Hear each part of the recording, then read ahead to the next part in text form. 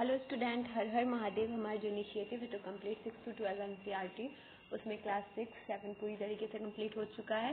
Class 8 की geography और history भी कंप्लीट हो चुके हैं। आज है फर्स्ट चैप्टर ऑफ पॉलिटी, इसमें यूनिट 1 है। ठीक है, इसमें बताया गया है द इंडियन कॉन्स्टिट्यूशन के बारे में। ठीक है, इस चैप्टर में हम सब इंडियन कॉन्स्टिट्यूशन के बारे में पढ़ेंगे। तो क्या होता है, तो इंडियन कॉन्स्टिट्यूशन का क्या है, game without rules, society without rules. चाहो game with rules, society with rules, order. देखो अब क्या होता है, एक चीज को अच्छी तरीके से पहले इस इंडियन कॉन्स्टिट्यूशन को समझने के लिए एक चीज समझना पड़ेगा। देखो, अगर किसी भी गेम में ना कोई रूल ना हो, कोई सोसाइटी में अगर रूल नहीं हो ना, तो वो कोई काम का नहीं दिखता है। ठीक है, पर किसी गेम में रूल्स हो, सोसाइटी में रूल्स हो, तो उसमें ऑर्डर मेंटेन होते हैं। ठीक है, तो सोसाइटी में क्या चाहिए, सोसाइटी रिक्वायर्स लॉज। सोसाइटी में लॉज बहुत इंपॉर्टेंट होते हैं। रिटन डॉक्यूमेंट होता है, जनरल रूल्स होता है, जिसको कॉन्स्टिट्यूशन कहते हैं। ठीक है, जो भी रिटन डॉक्यूमेंट होंगे, किन्हीं किन्हीं का रिटन डॉक्यूमेंट होता है और किन्हीं का रिटन डॉक्यूमेंट नहीं होता है कॉन्स्टिट्यूशन। ठीक है, जनरल रूल्स होते हैं उसमें, उसी को कहते हैं कॉन्स्टिट्यूशन। ठीक है, नीड ऑफ अ कॉन्स्टिट्यूशन। अब देखो, why does a country need a constitution, क्यों नीड पड़ता है किसी भी कंट्री के लिए, किसी भी कंट्री को कॉन्स्टिट्यूशन का। देखो, कॉन्स्टिट्यूशन क्या होता है, इसमें जनरल रूल्स बनाए जाते हैं। कॉन्स्टिट्यूशन ना डोमेस्टिक और नॉन डेमोक्रेटिक और नॉन डेमोक्रेटिक हो सकते हैं। ठीक है, देखो कॉन्स्टिट्यूशन डेमोक्रेटिक और नॉन डेमोक्रेटिक हो सकते हैं। तो जस्ट अ सेकेंड रुको, कॉन्स्टिट्यूशन डेमोक्रेटिक और नॉन डेमोक्रेटिक भी हो सकते हैं। कॉन्स्टिट्यूशन और डेमोक्रेसी में क्या क्या फर्क है, देखो सोसाइटी जो है ना, वो कंस्टिट्यूटिव रूल्स है that make it and differentiate it from other kinds of society. देखो, एक सोसाइटी को अगर दूसरे सोसाइटी से डिफरेंशिएट करना है ना, तो उसके लिए क्या होता है, उसमें कुछ रूल्स बनाना पड़ेगा कि जिससे पता चलेगा कि ये सोसाइटी है वो ना दूसरे सोसाइटी से अलग है। ठीक है, और इन लार्ज सोसाइटी में डिफरेंट कम्युनिटी ऑफ पीपुल रहते हो, कॉन्स्टिट्यूटिव रूल का बहुत ज़्यादा ज़रूरत पड़ता है, ताकि ना वो modern countries consensus available in written form which we call a constitution.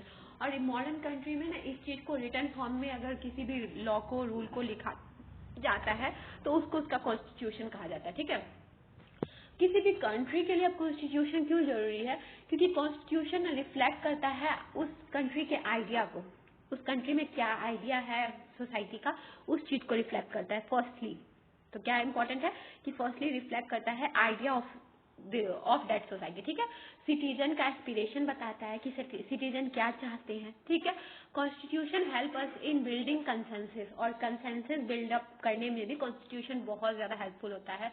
जितने भी डेमोक्रेटिक कंट्रीज होते हैं ना, कॉन्स्टिट्यूशन उनके पास होता है। और अगर दूसरी तरीके से सोचे जाए तो नेसेसरी नहीं होता कि हर कंट्री में ना रिटन कॉन्स्टिट्यूशन हो, और जिसमें कॉन्स्टिट्यूशन वो डेमोक्रेटिक हो। कुछ कुछ कॉन्स्टिट्यूशन होने के बावजूद भी ना अनडेमोक्रेटिक बिहेव करते हैं। ठीक है, इसी में ना सबसे इम्पोर्टेंट जो पहला है, तो इसमें ना नेपाल का कहानी के बारे में बताया जा रहा है। ठीक है, यहाँ पे देखो, इसमें ना नेपाल की कहानी के बारे में बताया जा रहा है। जो किंग ज्ञानेंद्र डेमोक्रेटिक सेटअप किए थे, फिर ना तो प्रोटेस्ट स्टार्ट हो गया था वहां पे। ठीक है, किंग एक्सेप्ट किए पॉपुलर डिमांड को, नेपाल डेमोक्रेसी बन गया, फिर वहाँ पे कॉन्स्टिट्यूशन हुआ, डेमोक्रेटिक नेपाल हो गया। देखो, किंग ज्ञानेंद्र जो थे वहाँ पे ना पहले अपना ना अस्तित्व स्टार्ट कर दिए। ठीक है, फिर वहाँ पे ना तो फिर सबको डेमोक्रेटिक होना था वहाँ की जनता को, तो वो ना प्रोटेस्ट करने लगे। तो फिर किंग एक्सेप्ट कर लिए उनका डिमांड, और फिर वहाँ पे नेपाल को डेमोक्रेसी बनाए, वहाँ पे कॉन्स्टिट्यूशन लागू किए, अब डेमोक्रेटिक नेपाल है। अब देखो, ये चीज क्या है, जो पीपुल क्यों चाहते थे डेमोक्रेटिक, इससे क्या साबित होता है कि क्या आइडिया था पीपुल का, क्यों पीपुल चाहते थे। अगर किंग वहां पे अपना अस्तित्व सेटअप ही किए थे, तो उसमें उसको प्रॉब्लम क्यों दिख रहा था पीपुल्स को, तो वो चीज का है। ठीक है, मोनार्की क्या होता है, कॉन्स्टिट्यूशनल मोनार्की और डेमोक्रेसी। देखो, एक होता है मोनार्की होता है, एक होता है कॉन्स्टिट्यूशनल मोनार्की, और एक होता है डेमोक्रेसी। ठीक है, जो कंट्री ऑफ नेपाल है ना, विटनेस किया था पीपुल स्ट्रगल फॉर डेमोक्रेसी, बहुत विटनेस किया था, क्योंकि बहुत ज्यादा वास्ट इसमें ना स्ट्रगल हुआ था। पीपुल स्ट्रगल किए थे 1990 से, ताकि वो स्टेबलाइज कर सके, और 12 ईयर में 2002 में जाके वो सफल हुए थे। देखो, 1990 में स्टार्ट किए थे, और फिर 2006 में ना वो फाइनली अपना डेमोक्रेसी सेटअप कर लिया, ठीक है। अक्टूबर 2000 और फिर जब अक्टूबर 2006 में क्या हुआ कि ना किंग ज्ञानेंद्र जो थे वो Maoist uprising countryside as his region being taking over different aspect of the government with the army assistance. The king then finally took over as the head of the government February 2005. तो फिर king क्या हो गए, head of the government हो गए फरवरी 2005 में। फिर नवंबर 2005 में मायूस ज्वाइन किए पॉलिटिकल पार्टी को और साइन किए 12 पॉइंट एग्रीमेंट, ठीक है। ये एग्रीमेंट साइन किया गया है, सिग्नल किया कि large public an imminent return to democracy and peace, क्योंकि लार्ज पब्लिक क्या चाहते थे, डेमोक्रेसी और पीस चाहते थे, इसीलिए, ठीक है। इन 2006 में ना पीपुल मूवमेंट स्टार्ट हुआ डेमोक्रेसी के लिए, गेनिंग इमेंस फोर्स के लिए। It repeatedly refuse the small concessions that the long that the king made and finally in April 2006 the king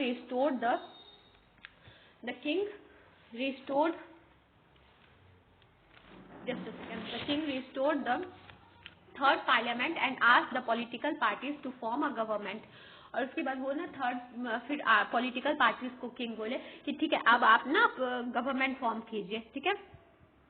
2008 में नेपाल डेमोक्रेटिक कंट्री बन गया, ठीक है, एबोलाइजिंग द मोनार्की, और उसके बाद ना मोनार्की को एबोलाइज कर दिया गया। The above photo shows scenes from the people's movement from democracy 2006, और ये जो 2006 का डेमोक्रेसी का फोटो है, ठीक है, ये इसमें, ठीक है। उसके बाद क्या था, ये जो डेमोक्रेटिक सोसाइटी था, देखो in democratic society the constitution often lays down rules that guard against the misuse of authority by our political leader. देखो अब क्या होता है डेमोक्रेटिक सोसाइटी, क्या होता है डेमोक्रेटिक सोसाइटी में ना अगर कोई भी मिसयूज करेंगे ना पॉलिटिकल पावर को, कोई भी लीडर, तो उसको ना पॉलिटिकल लीडर से गार्ड करता है हमारा कॉन्स्टिट्यूशन हम सबको, ठीक है। कॉन्स्टिट्यूशन इंश्योर करता है कि डोमिनेंट ग्रुप जो है वो ना जो लेस पावरफुल पीपुल होते हैं या ग्रुप होते हैं उनके खिलाफ ना पावर असर्ट नहीं करे, उनको पावर दबाने का कोशिश न करे। कॉन्स्टिट्यूशन इस चीज में भी मदद करता है कि पीपुल अपना प्रोटेक्ट कर सके अपने डिसीजन को, ठीक है। अगर एडवर्स इफेक्ट में larger principal that the country believes in, इसमें क्या होता है कि अगर पीपुल को लगे कि वो अपना अस्तित्व खो रहे हैं, अपना उनको साथ गलत हो रहा है, तो वो प्रोटेस्ट भी कर सकते हैं, ठीक है। तो ये चीज के लिए तो क्या, इसलिए अब हम सबको क्या समझ में आता है क्यों कॉन्स्टिट्यूशन जरूरी है किसी भी कंट्री के लिए, क्योंकि constitution nature of political system का होता है। जैसे पॉलिटिकल सिस्टम कितने तरीके के हो सकते हैं, 3 तरीके के हैं, ठीक है। डिक्टेटरशिप होता है, मोनार्की होता है, डेमोक्रेसी होता है। तो आप कैसे कंपेयर कर सकते हैं, देखो नेपाल ओल्ड कॉन्स्टिट्यूशन था और न्यू कॉन्स्टिट्यूशन था, और फिर कॉन्स्टिट्यूशन क्या करता है, डेमोक्रेटिक सोसाइटी में कॉन्स्टिट्यूशन क्या करता है, हर तरीके का राइट भी प्रोवाइड करता है, इसलिए भी कॉन्स्टिट्यूशन जरूरी है, ठीक है। कॉन्स्टिट्यूशन किस हिसाब से जरूरी है उसको बताया जा रहा है। तो और फिर कॉन्स्टिट्यूशन क्यों जरूरी है, कॉन्स्टिट्यूशन ना सेफ गार्ड करता है आर्बिट्री पावर को, कि who is powerful who safe guard. Constitution ना प्रिवेंट करता है मिसयूज ऑफ पावर को, जैसे कि फंडामेंटल राइट जो हम सबको दिया जाता है, मिसयूज ऑफ पावर ना हो, इसलिए हम सबको फंडामेंटल राइट दिया जाता है कि ये हम सबका फंडामेंटल राइट है कि हम सबको कोई भी gender, race, caste, creed, place of birth के हिसाब से नहीं डिस्क्रिमिनेट कर सकता है। तो ये सब कॉन्स्टिट्यूशन देता है, इसलिए भी कॉन्स्टिट्यूशन जरूरी है। तो कॉन्स्टिट्यूशन और फिर क्यों जरूरत है, why does the country needs constitution, constitution ना प्रोटेक्शन टू एवरीवन, प्रोटेक्ट करता है सभी को, ठीक है।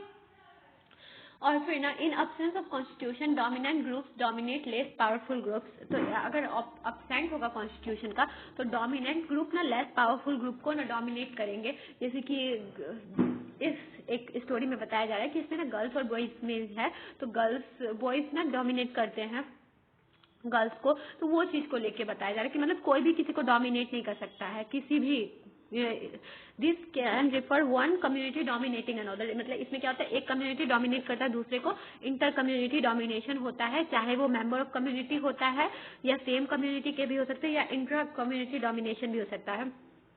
अब देखो इसके बाद भी कॉन्स्टिट्यूशन क्यों जरूरी है, constitution save us from our self, sometimes our decision may go against societal interests, one may wish dictatorship, और कॉन्स्टिट्यूशन हम सबको इसलिए भी मदद करता है ताकि ना हम सब खुद के जो खिलाफ, जो अगर हम सब कुछ अपने हिसाब से ही जो कोई काम करने लगते हैं जो हमारे खुद के इंटरेस्ट के खिलाफ चला जाता है, तो वो चीज को हटाने के लिए भी कॉन्स्टिट्यूशन जरूरी है। ठीक है, तो इसमें हम सबको ना ये समझना होगा कि कॉन्स्टिट्यूशन किस किस पॉइंट ऑफ व्यू से इंपॉर्टेंट है। कि कॉन्स्टिट्यूशन इसलिए इंपॉर्टेंट है ताकि रूल रेगुलेशन बन सके, फर्स्टली रूल रेगुलेशन के लिए। ठीक है, सेकेंड क्यों कॉन्स्टिट्यूशन इंपॉर्टेंट है? कॉन्स्टिट्यूशन इंपॉर्टेंट है ताकि आप जो देखे हैं कि नेपाल का केस कि कैसे मोनार्की को खत्म किया जाए, मतलब कि जनता खुद के लिए शासन करे। ठीक है, और थर्ड क्या है? थर्ड है कॉन्स्टिट्यूशन क्यों जरूरी है? ताकि वो आर्बिट्री पावर अगर आपके ऊपर कोई किया जाए तो उससे आपको बचा सके। जैसे कि फंडामेंटल राइट दिया गया है, तो अगर आपको इसमें अगर पॉलिटिकल लीडर या नेता या कोई भी आपके फंडामेंटल राइट को छीनता है तो सुप्रीम कोर्ट आपको कॉन्स्टिट्यूशन में दिया गया है कि सुप्रीम कोर्ट आपको उस चीज का रखवाली करेगा, आपको आपके फंडामेंटल राइट को आपको दिलवाएगा। ठीक है, फिर कॉन्स्टिट्यूशन और क्यों इंपॉर्टेंट है? फोर्थ पॉइंट क्यों कॉन्स्टिट्यूशन इंपॉर्टेंट है? इसलिए भी इंपॉर्टेंट है ताकि ना लेस डोमिनेंट जो पावरफुल लोग हो, पावरफुल डोमिनेंट ग्रुप हो, वो ना लेस डोमिनेटेड ग्रुप को ना सताए। जैसे कि मेल फीमेल को, ठीक है, या फिर रिच पुअर को, या फिर जो अनटचेबल होते हैं उनको। तो इसलिए भी कॉन्स्टिट्यूशन जरूरी है। और फिर कॉन्स्टिट्यूशन क्यों जरूरी है? फिफ्थ पॉइंट क्या होगा कॉन्स्टिट्यूशन का जरूरत होने का? कि ताकि हम सब जो खुद में ही अगर ऐसा कुछ कभी कभी ऐसा डिसीजन ले लेते जो हमारे सोसाइटल इंटरेस्ट को, हमारे लिए वो हमको लगता है कि सही है, ठीक है, एक पर्टिकुलर पर्सन के लिए सही है, पर एक पूरे समाज के लिए, एक पूरे सोसाइटी के लिए सही नहीं होता है वो। ठीक है, सोसाइटी के लिए वो सही नहीं होता है। भी कॉन्स्टिट्यूशन बहुत ज्यादा इंपॉर्टेंट होता है कि एक पर्टिकुलर इंसान का कॉन्स्टिट्यूशन नहीं सोचता है, कॉन्स्टिट्यूशन एक ग्रुप ऑफ पीपल का, सोसाइटी का सोचता है, इसलिए भी कॉन्स्टिट्यूशन जरूरत है। ठीक है, तो हम 5 पॉइंट में आपको बता दिए कॉन्स्टिट्यूशन क्यों जरूरत है। ठीक है, अब देखो इंडियन कॉन्स्टिट्यूशन का की फीचर्स क्या है। नेशनल लीडर जो थे इमेजिन किए थे फ्री इंडिया। फ्री इंडिया क्या होता है? जहाँ पे डेमोक्रेसी भी हो। फ्री इंडिया क्या हो सकता है?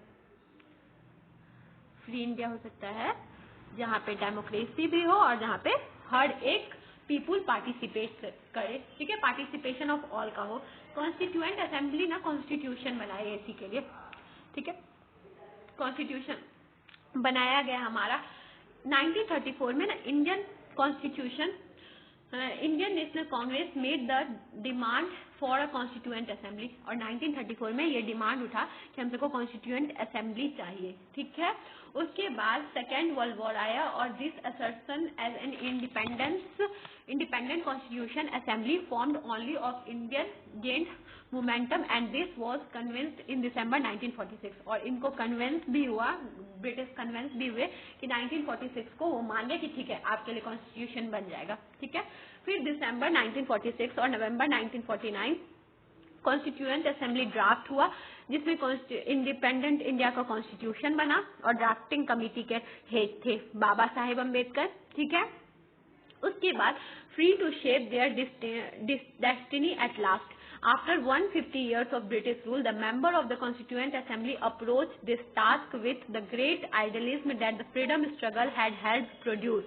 तो 150 years जो गुलाम रहे हैं ये जो देश गुलाम रहा, उसके बाद वो ना इस नतीजे पे आया कि उनको किस टाइप का कॉन्स्टिट्यूशन चाहिए, जिसके बारे में ना आप पढ़ोगे कॉन्स्टिट्यूएंट असेंबली की किस हिसाब से बना, तो उसके लेटर चैप्टर में आप पढ़ोगे इसके बारे में। ठीक है,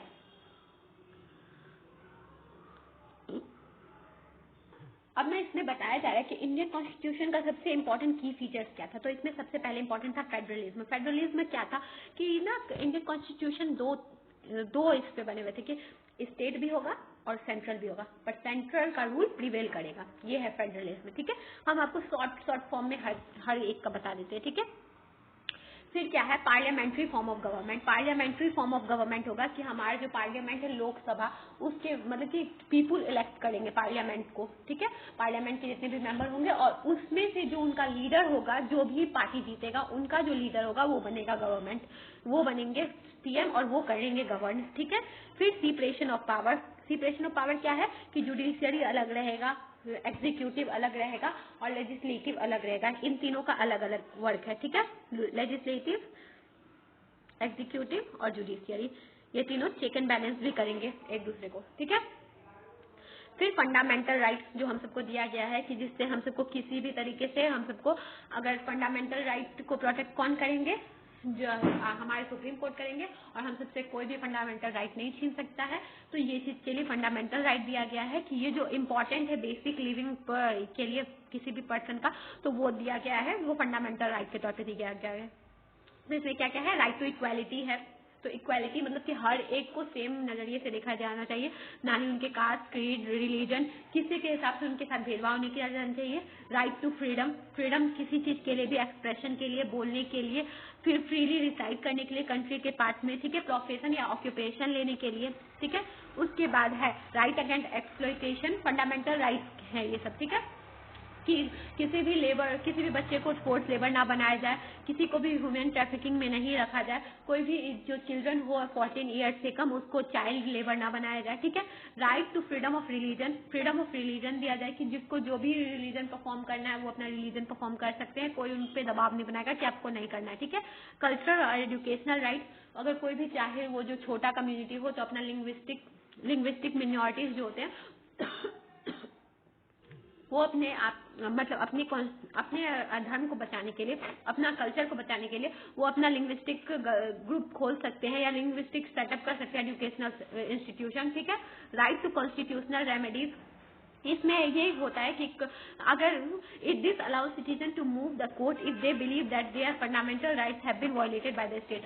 इसमें ये चीज का ये सबसे इम्पोर्टेंट है, कॉन्स्टिट्यूशनल रेमेडीज, ठीक है। इसको बाबा साहब अम्बेडकर भी बोले, बहुत ज्यादा इम्पोर्टेंट है, ठीक है।